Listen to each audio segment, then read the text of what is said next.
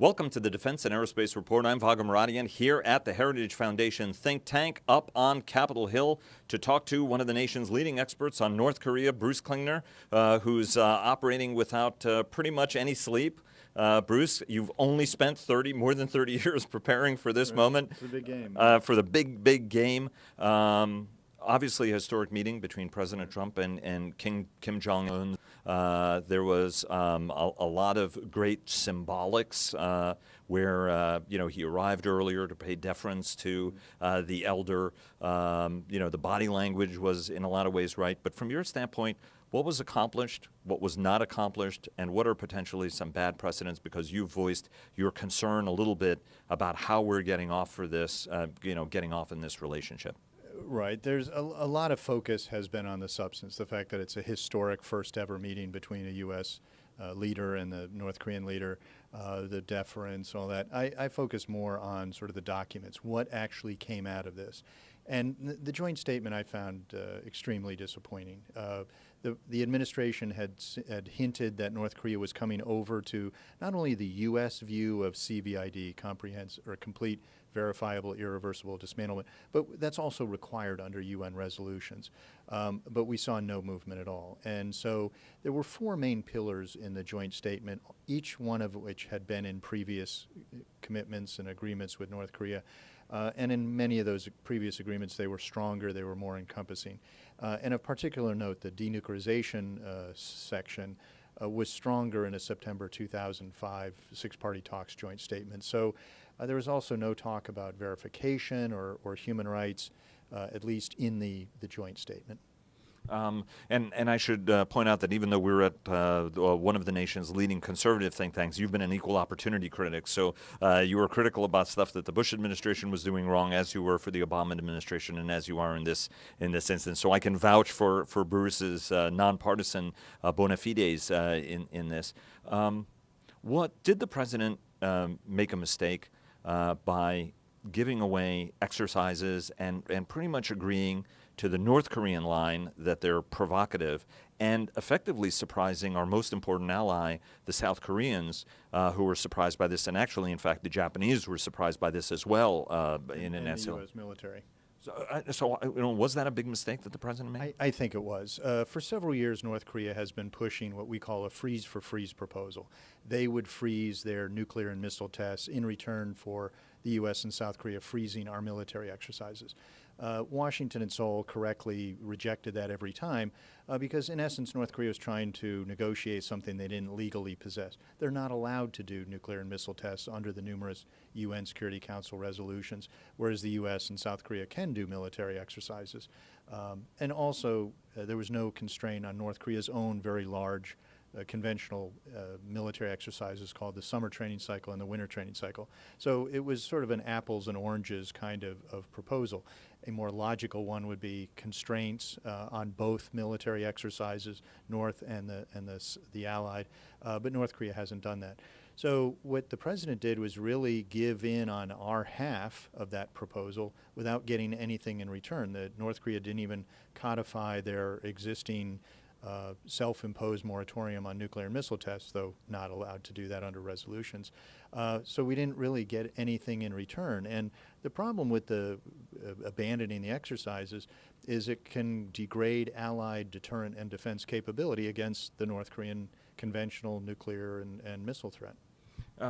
Each time we've seen with the North Koreans, there's been hope.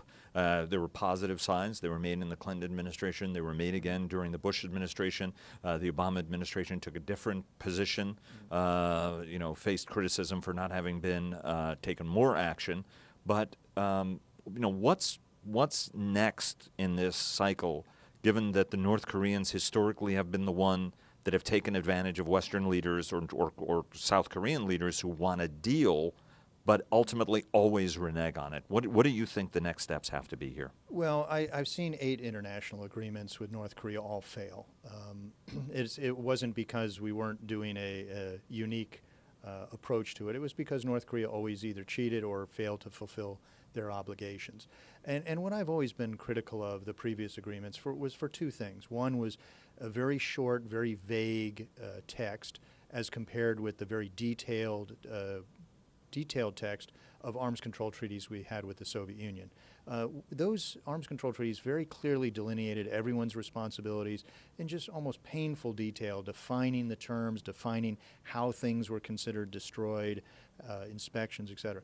The second aspect is needing a very robust verification protocol. Again, not present in the North Korean agreements, and were present in the arms control treaties. We didn't like the Soviets, we didn't trust the Soviets, but because we had sufficient verification, we could move forward.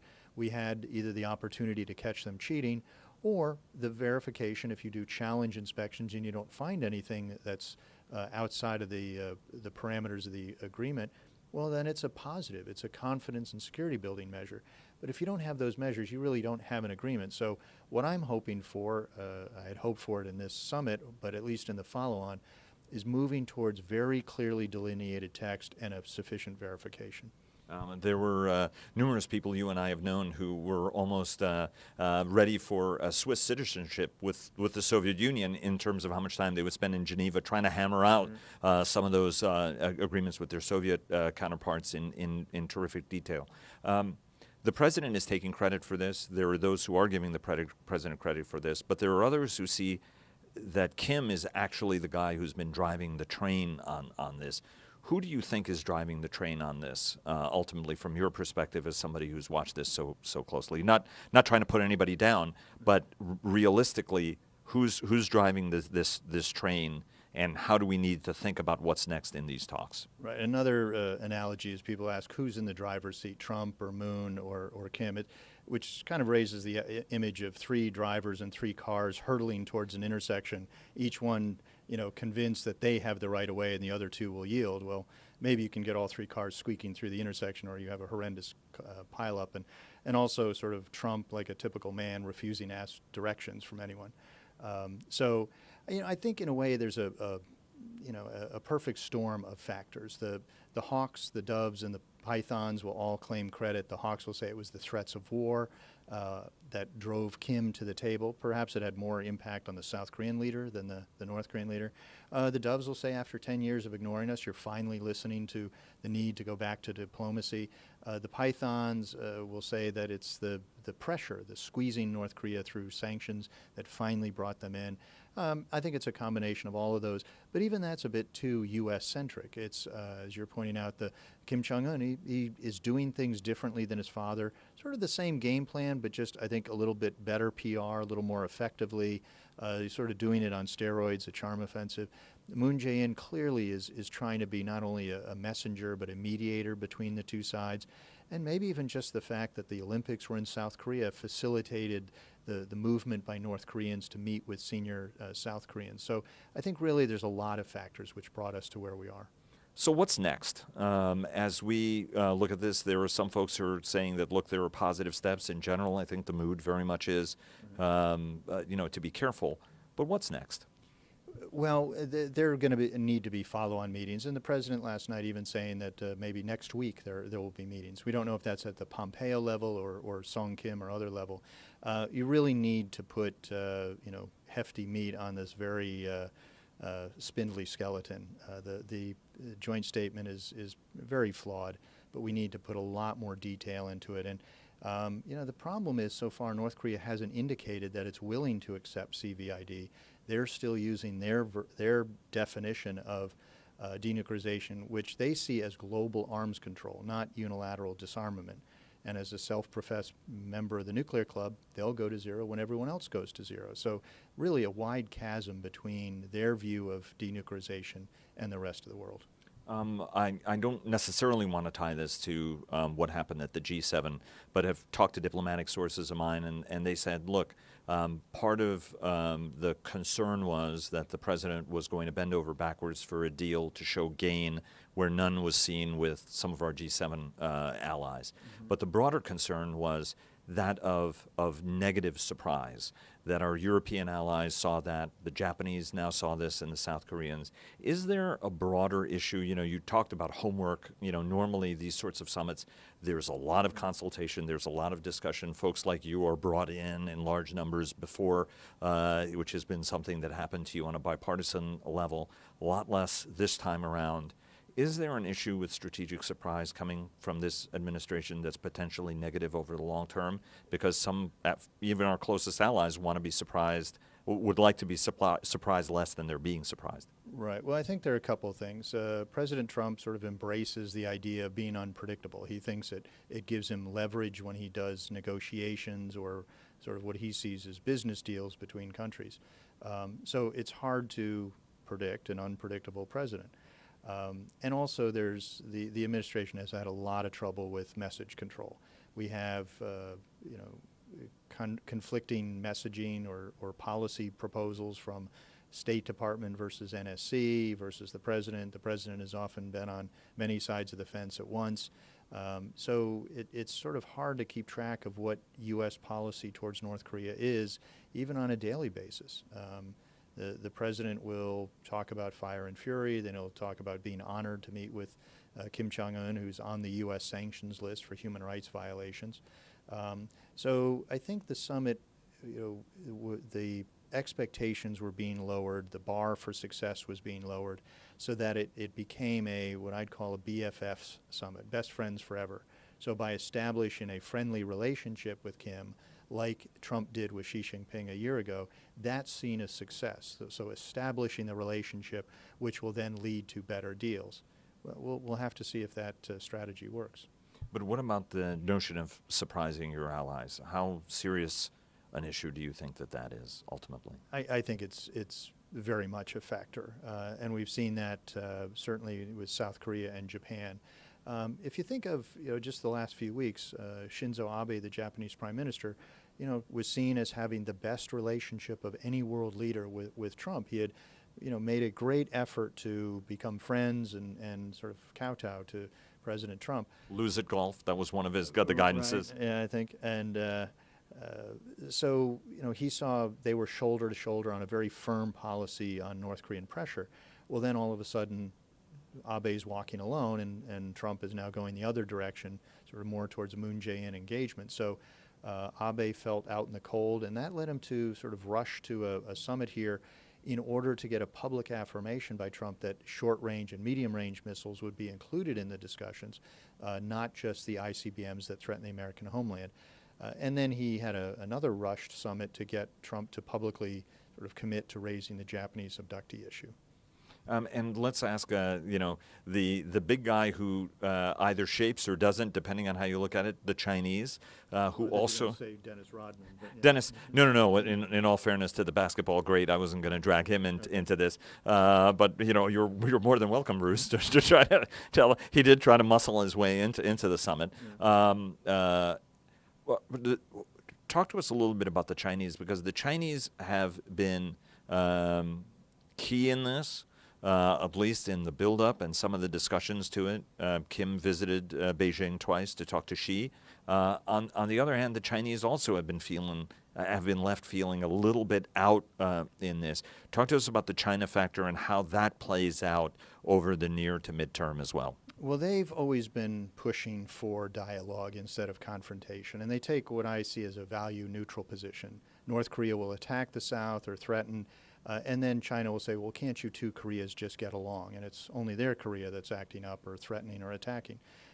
And so when North Korea does something, they'll act like North Korea's lawyer at the UN Security Council. They'll try to water down either the resolution itself or the sanctions enforcement. They turn a blind eye to proliferation and sanctions violation on their soil. And they're always looking to go soft on sanctions enforcement. So they were pleased with this shift from preventive attack by the U.S. to diplomacy. But then I think they did feel like they were outside looking in with their noses pressed against the window. And so they would have been happy not only with the shift to diplomacy, but also when Kim Jong-un met twice with Xi Jinping. So they feel that they're included. And one last question. The Iranian advice to Pyongyang was don't trust any agreement that the United States signs. How important an issue is that going to be? And are we going to be in a position where we have some form of six-party verification? Is there a way that we don't go through that road to get there? And how does that work if there is no faith that the United States will abide by an agreement and strikes, whether it's a good agreement or a bad agreement? The ultimate thing is we sign these agreements with the United States that transcend administrations, not that have 5-year expiration dates on it or can be abrogated at any time. Right. Well, many had thought that when the U.S. pulled out of the Iran deal that it would sort of end any kind of diplomacy with North Korea. But it didn't. And clearly Kim Jong-un showed up at the Singapore summit. So I think it was something that wasn't a surprise. It was very clear Trump was moving in that direction. So I think it was a risk that North Korea had factored in. But I remember a year ago talking to North Korean officials when they said, well, how can we ever trust you in any future negotiation? You change your policy every 4 or 8 years. And I told them, yes, democracy is very messy. Maybe you ought to try it sometime. That didn't go over well. But so I think they took that into account. And certainly, you know, the Iran deal, the switch in policies, the confusion of the policies in the Trump administration, and then the issue at the G7. But North Korea stayed at the summit and was willing to continue. So, you know, they must be eager enough for either an agreement or appearance of an agreement in order to attain sanctions relief that they're willing to kind of put up with it. And that thing you were talking about also was Bolton, where you've referred to it twice, where John Bolton, the national security advisor, seemed to be slightly out of sync with the president, certainly bringing up the Libya model, which is not popular with any dictator out there. And just to follow up on the last question, do you think that there is going to be an international group, whether it's a group of 6 or group of 7 or any international group that ultimately is going to become party to this agreement, whether they're Russia, China, and the Europeans, to get to a verifiable end state? I mean, IAEA has got to be brought into this at some point as well. I think there has to be an international aspect. So there are going to be different things. A peace treaty, if we ever go down that path, I think it's got to be the 2 Koreas and the U.S. and China, and then it'll have to be approved by the UN Security Council. I think the Six-Party talks is a good idea because each of the neighbors of North Korea, as well as the U.S., has issues, strategic interests, strategic concerns, abductee issue, other issues that, you know, they can't really rely on other nations to carry their water. So I think, you know, the Six-Party talks or something close to it, I think, is something that we'll have to go towards. Bruce Klingner of the Heritage Foundation, one of the world's leading experts on North Korea, and the man who hasn't gotten any sleep but wears it remarkably well. Bruce, thanks very much. It's always a pleasure. Always a pleasure. Thanks very much. Good to see you.